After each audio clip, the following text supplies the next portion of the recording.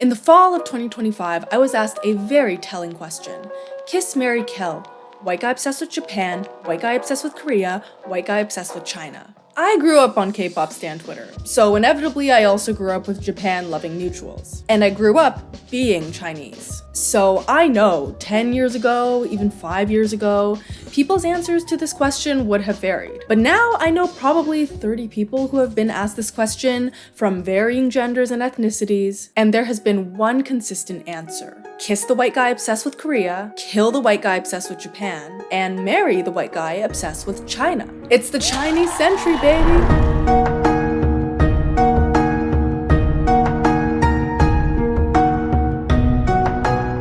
While the US was waging wars in foreign countries and spending trillions on innocent people in tents, China was using money to actually build their own cities instead of destroying other people's cities. I laughed at these memes. Heck, I even guffawed. But as time went on, the meme spread to a point where I began to wonder more about its function. Who can use this paradoxically ironic and sincere meme in its intended manner? As with all popular memes, the spiritually Chinese meme has taken on a life of its own, and life is full of contradictions. Memes are mimetic devices. They spread ideas, behaviors, beliefs, and expressions in our culture through imitation. But from psychoanalysts to postmodernists, philosophers know that imitation does not simply repeat the same thing over and over. Repetition creates new, sometimes contradictory meanings. This is especially true when the signifier, in this case the word Chinese, does not have static reference. Chinese refers to me, Angela baby, to hot pot, to the Qing dynasty, to the Mandarin language,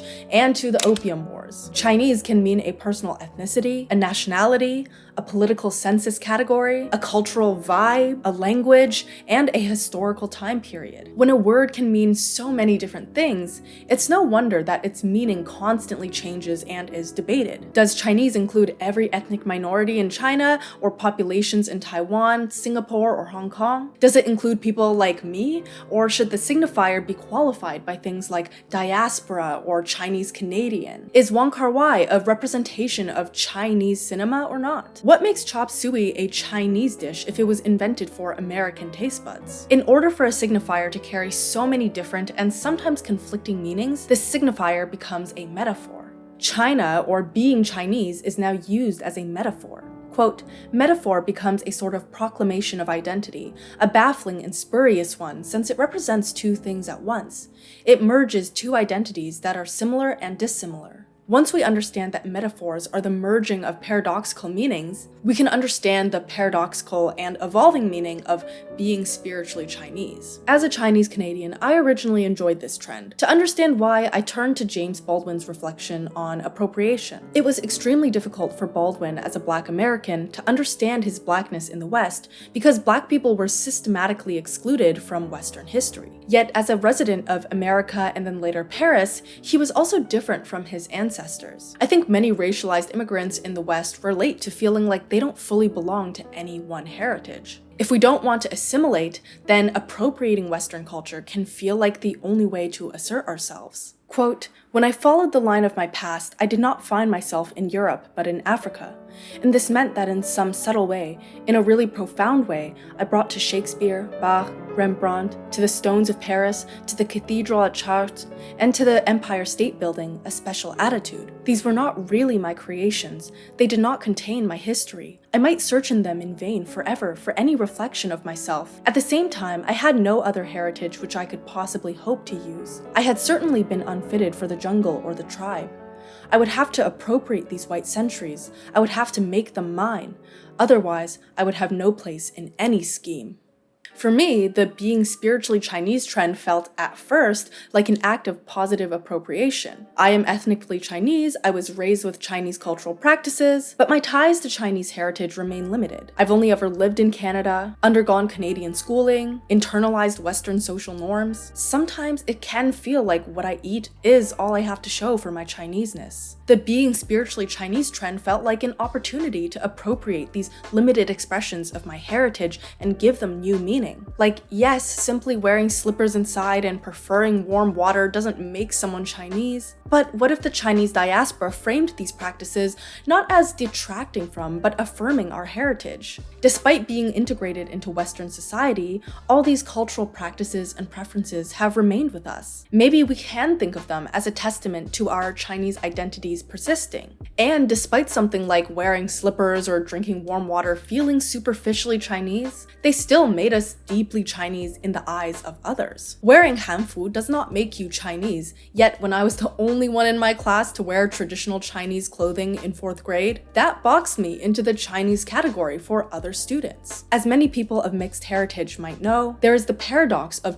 not being Chinese enough and being wholly inescapably Chinese at the same time. The theorist Frantz Fanon describes this like being backed into a wall. Society forces an awareness of one's ethnicity or color. The only thing we often can do then is to appropriate the meaning others have given to our identity. But appropriation is very context dependent. It matters not just what is said, but who says it and for what purpose. In the paper Who Reclaims Slurs, Bianca Cipollero and Dan Lopez de Sa find that the authority to reclaim a derogatory term can depend on sharing common relevant values directed at a specific purpose. For example, in 2012, slut walks were organized to protest the belief that how women dress is relevant to sexual assault cases. In the specific context of these walks, where attendees congregated around a single specific goal, men were able to appropriate the word slut too. But that doesn't mean all men in all circumstances could now say slut in a "you go girl" way. The success of appropriation can also depend on two groups' unique relationship to each other. For example, in the 80s,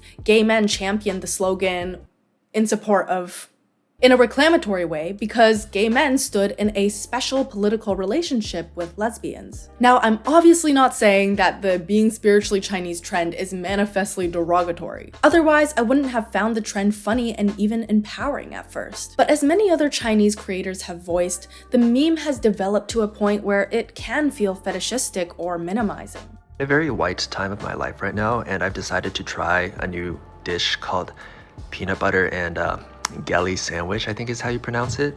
I went to the supermarket to look at some 𝘗𝘬𝘪𝘵, the white supermarket, and I'm a pretty open-minded person, but there were a lot of kind of exotic and out there flavors, so I picked the safest option, which I think is strawberry. I'm like so in my Asian era right now. Why are chopsticks easier to use than forks? I can't wait to try Courtney Cook's marinated eggs. She's so creative in the kitchen. I'm like Why so are they amazed sushi right now. forks? I don't know, it's just weird because like growing up, everybody made fun of us for being Asian and now it's trendy. I mean, isn't that what you wanted? Cue that one reel. Would you rather be Chinese during COVID or be Chinese in 2026 while someone who learned everything about your culture on TikTok explains your traditions to you? Just as a sidebar, I had someone DM me like new xenophobic insults every time I posted for 2 years, so it is a funny feeling to see that anyone who can pronounce 𝘔𝘢𝘭𝘬𝘴 is just as Chinese as me now. But I digress. As the context around and the groups using the meme has changed, the ability to positively appropriate the meme also changes. And indeed, a lot of the context has changed. The being Chinese trend began within a specific community and with a specific political meaning. The trend's purpose was not to increase China's soft power for its own sake. It was to increase China's soft power in order to destabilize the West's supremacy in our social imagination. Hence, the spiritually Chinese memes first gained traction in online lefty spaces that already saw China differently from the stereotypical portrayal by the West. The Political Compass on Instagram has made fun of anti-Chinese propaganda years before posting about this trend. And cue more memes as examples so I don't have to explain every single one.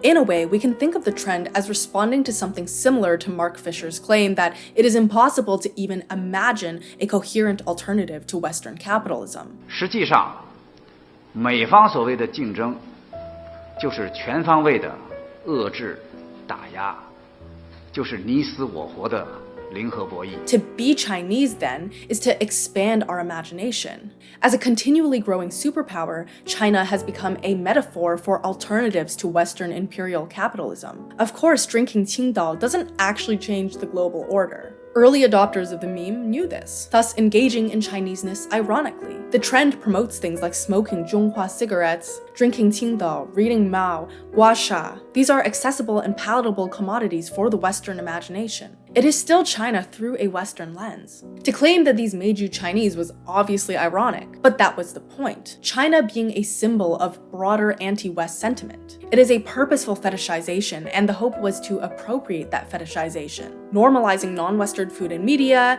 normalizing non-Western health practices, these were low-barrier ways to legitimize non-Western societies.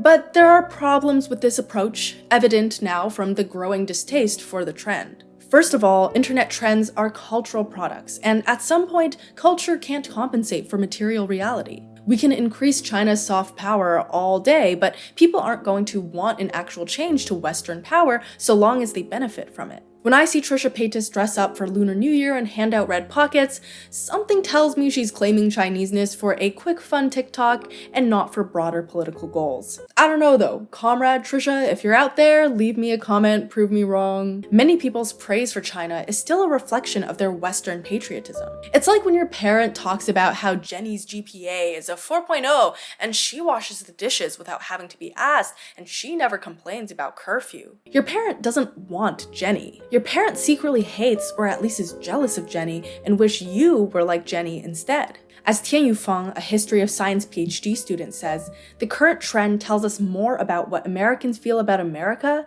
than what Americans feel about China. Now you might be wondering, how can a trend that focuses exclusively on China be a reflection of the West? Well, this is possible because the meaning of Chinese identity and the meaning of Western identity inform each other. China and America in particular frequently define themselves in relation to each other. Ask ourselves, what has the globalist economy gotten the United States of America? To make it a little bit more crystal clear, we borrow money from Chinese peasants to buy the things those Chinese peasants manufacture. China needs to make a deal with us. We don't have to make a deal with them. Take a look at what he's actually done. He's done very little. His trade deals are the same way. He talks about these great trade deals. You know, he talks about the art of the deal. China's perfected the art of the steal. We have a higher deficit with China now than we did before. If you want to do business in China with a Chinese company, you have to transfer your technology to them. And you can see how close China is to catching up. Thus, when people start to reject the previous Western meanings surrounding China, it's not like we've now uncovered pure Chineseness. Western meanings can now reinvent itself by making China a fun trend that anyone can participate in. Hence, China can be assimilated into Western imagination instead of being a threat. No, you don't have to leave the States. You can consume labubus and read communist theory, and gua sha and do Tai Chi. I'm running out of stereotypical Chinese things to list, but you can do all of those things in America. All the things you like about China are compatible with a Western hegemony. It's always interesting how history repeats itself. In Jean-Paul Sartre's preface to Fanon's Wretched of the Earth, Sartre distinguishes the Frenchman's criticism of Europe from Fanon's criticism of Europe. Quote, when a Frenchman, for example, says to other Frenchmen, "The country is done for," which has happened, I should think almost every day since 1930. It is emotional talk, burning with love and fury. The speaker includes himself with his fellow countrymen. And then usually he adds, unless. His meaning is clear, no more mistakes must be made. If his instructions are not carried out to the letter, then and only then will the country go to pieces. In short, it is a threat followed by a piece of advice, and these remarks are so much the less shocking in that they spring from a national intersubjectivity. But on the contrary, when Fanon says of Europe that she is rushing to her doom, far from sounding the alarm, he is merely setting out a diagnosis. This doctor neither claims that she is a hopeless case, miracles have been known to exist, nor does he give her the means to cure herself. He certifies that she is dying on external evidence founded on symptoms that he can observe. As to curing her, no, he has other things to think about. He does not give a damn whether she lives or dies. Just saying, if you actually wanted the Chinese century, you would not give a damn about the state of America. It's people, sure, but not the country. A further issue with the Being Chinese meme's political task is its use of irony. I talked about this in my video, Your Humor is Inherently Political, but there is always a risk that comes with resistance through irony. You have to give credibility to the very ideas you oppose in order to then subvert those ideas in non-explicit ways. For the trend to serve its political function then, we're banking on participants of the trend to be self-aware of this irony. And self-awareness is hard, guys, especially when the internet is a nightmare for communication. As being Chinese spread out of its original lefty spaces, more people only saw the fetishized image of Chinese culture. These ironic jokes are sincere to them. Cracking a cold Qingdao open with the boys is what China is. This attitude treats China and America as ahistorical entities that just go through, "We are so up right now," and "it is what it is," without any underlying logic. China is up right now because trains fast, food yummy, and city cyberpunk. America is down right now because evil man and ugly buildings. This attitude fails to treat Chinese identity with the complexity that humanity requires. To only view Chinese as a generic denies the rich diversity in Chinese experience and the great and not so great initiatives that China has taken. It's basically modern Orientalism. Yes, some cities in China look like cyberpunk fantasies. Yes, they have great infrastructure in many, many ways. There also are many smaller towns and rural villages. People over there do struggle to pay their bills. A whole identity cannot be homogenized. I think about what the poet Mahmoud Darwish once wrote. Quote, "The enemy is capable of infiltrating us, constructing my imaginary, dictating to me his own version of things, becoming my memory. It's clear enough that the enemy is not happy merely with confrontation at a distance. He wants to be me and speak in my name." The nature of American identity lends itself to escapism. Americanism is one of those identities that people are asked to prove over and over. There is an obsession with what a true American is, or making America great again, implying that there is an authentic America to return to. And we've seen what happens if you haven't proven you're a true American. Americanness is also a suffocating identity. If you are a true American, then you should be American first, even if you have ties to other heritages. Quote, "The making of an American begins at that point where he himself rejects all other ties, any other history, and himself adopts the vesture of his adopted land. This problem has been faced by all Americans throughout our history. In a way, it is our history, and it baffles the immigrant and sets on edge the second generation until today." The ability for people to prove their red, blue, and white blood is waning. As more and more people are excluded from Americanness or is having their American identity regulated, it becomes more apparent that the center of American identity is a myth of excellence and freedom. The real foundation of American identity is exclusion and stolen land. Thus, people start looking for other identifiers to construct their self. Being spiritually Chinese may be most in fashion, but the lax treatment of identity traits is a wider phenomenon. We've got spiritually lesbian boyfriends, spiritually Israeli ops, and Filipino fall. In the Overthink podcast episode on personality, the hosts talk about how the way we understand ourselves has changed. Before the rise of personality as a concept in the 19th century, people got their self-understanding largely through literature. The self was thought about through narrative arcs and character development like in novels. When we read literature, we watch a character develop over hundreds of pages, get to understand all the nuances of their decision-making and how those decisions affect other people. We get immersed in the particularity of someone's subjectivity. This makes the concept of character have an inherently moral dimension. You can't talk about someone's character without bringing in value judgments. Comparatively, the modern concept of personality reflects the capitalist impulse to categorize. Each individual is not a unique particular. Each individual can be labeled and traded like commodities. Personality tries to be purely descriptive. The Big Five, BuzzFeed quizzes, MBTI, aesthetic categories, these give us descriptive traits that everyone can fit into. Unlike character, which is always developing, personality focuses on a static essence. And I guess we're at a stage of self-understanding now where we reduce complex political and national identities into personality traits? I think this actually comes from a good place. People are realizing how limited traditional personality categories are. Somehow 5 different MBTI results sound like they could be you. And surprise, surprise, lots of people don't really fit neatly into the introvert-extrovert dichotomy. But the impulse to categorize nevertheless remains strong. Instead of allowing for nuances in every individual's self-understanding, we need to know if you're spiritually Chinese or spiritually Israeli. Aside from not so great effects on our psychology, I find this kind of simplification politically irresponsible. By reducing identity traits to loose vibes, it erases the material conditions that shape what that identity means. Sure, being spiritually Israeli is bad, but why is it bad? It's not because some people are just bad vibes, the way long division is bad vibes. Israeli identity is constituted and sustained by dispossessing Palestinians, and Americans are forced to put their hard-earned money into sustaining Israeli violence. Quote, as Israeli weapons, surveillance systems, and counterinsurgency models are integrated into India's governance of Kashmir, Kashmiri lives are reorganized through checkpoints, raids, land seizures, communication blackouts, sexual violence. Yet this material reality does not anchor public discourse. Instead, the relationship is flattened into cultural theater, allowing a shared project of militarized control to proceed largely unexamined. Okay, to be completely honest, I wish I could expand a bit more on that last section, but I don't have time. What I hope is I've gotten across the complex meanings that this being Chinese trend raises.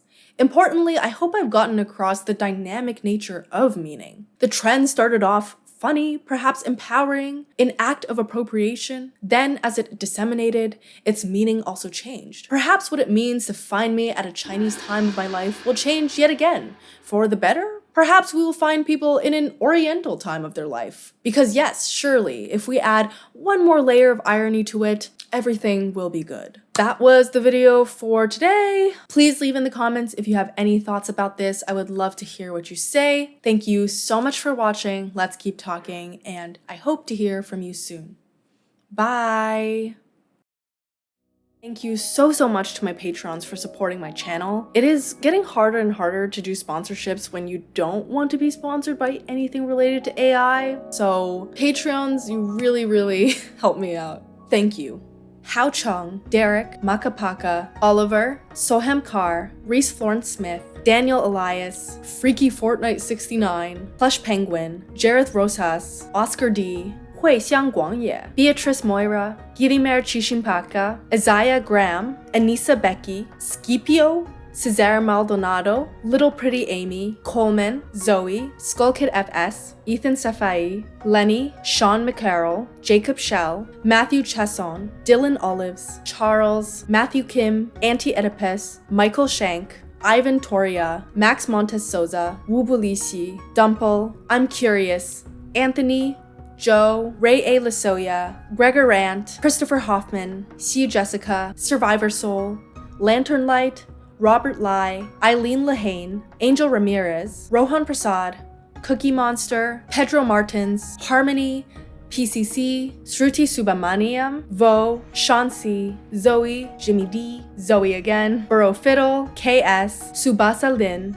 Gali Kali, Manny S, Yura, Francis Stefanik, ZKH, Gabriella Grudzin, Alex Hansen, DPZ, William Bowen, Ryan Nucci, Plenty Pack, Kyle Bova, Farman Panu, Patrick Galvi, Odie, Sam, JL_Arbor21, Bonzo, 𝘗𝘬𝘪𝘵𝘦𝘴, Will, Jeannie, Drew Singal, Sneezy Weezy, and Jesse. Thank you, Patreons!